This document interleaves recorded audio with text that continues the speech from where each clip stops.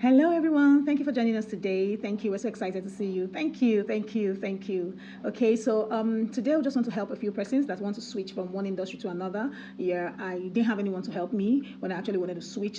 But three things helped me. Three things, and I'm going to share those three things with you. And the first is self-analysis. Sometimes you have to look inward and see the reason why you want to switch. Why do I want to switch from one sector to another? So a brief story about myself. Okay, so I started working in the sales industry in 2009, and at the time I didn't know much about why I wanted to work aside making money. There was no other reason. I just needed to pay some bills. I needed to complete some projects, and so I needed money at the time, and I had to go into sales because that was a job available. And I didn't check my values. I didn't check my goals. I didn't even have one. I didn't write them down. I wasn't looking at any vision board. So I just went into the employment world, and I desired to get a job, and I got a job in the sales industry, but I wasn't fulfilled because it wasn't meeting my demands, although I was excelling in the sales industry because I was given a target and I had to complete the target. At a point, I was even awarded the best sales, supervisor and promoted in a particular month, but I still wouldn't say I had fulfillment in the sales industry, so I opted out and I was looking for somewhere else to just explore. And eventually I landed in the education industry, and I find it a bit more relaxing and fulfilling, self-actualization, self-fulfillment. And I was just happy that I was able to switch from the sales industry to the education industry. And those are the few tips that helped me switch. I would love to share with you today. So number one, like I said earlier, is self-analysis. So I sat down, I looked at it, and I thought to myself, why do I actually want to switch? These are reasons I want to switch. I had them written and I had them in front of me. Number one was time. I needed time for my family. I needed time for my personal runs. I needed time for personal development. I needed time to pursue my projects, and the sales industry didn't give me that time. So I needed to move because of time and other engagements as well. And another reason was that I needed to connect with children.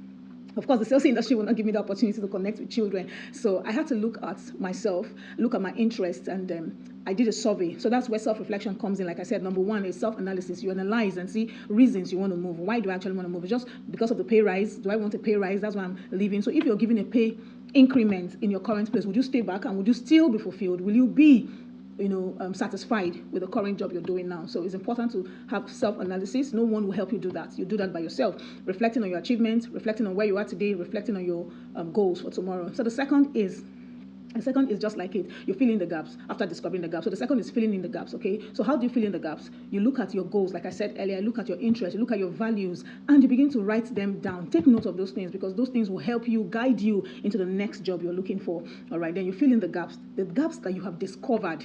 You fill them in. How do you fill them in? You upskill, improve on your knowledge bank, increase your knowledge bank. Basically, that's what it means, right? So you have to go learn skills. Like I moved from sales to education. I needed to understand what the educational context was in terms of teaching and learning. I needed to understand what it meant to relate and bond with children, because of course if you don't have that connection with them, they can't learn. I needed to understand the model of teaching and learning. I needed to understand what it meant actually. So it's important to understand where you're moving into. So your knowledge bank, and then work on your CV, connect with the people of the same industry, reach out to them and connect, drop your CVs, and basically those are the three steps. So number one, I said, do you remember? Number one, number two, number three. Okay, number one, self-analysis. Number two, discover the gaps. Number three, fill up the gaps. Thank you. Have a beautiful day.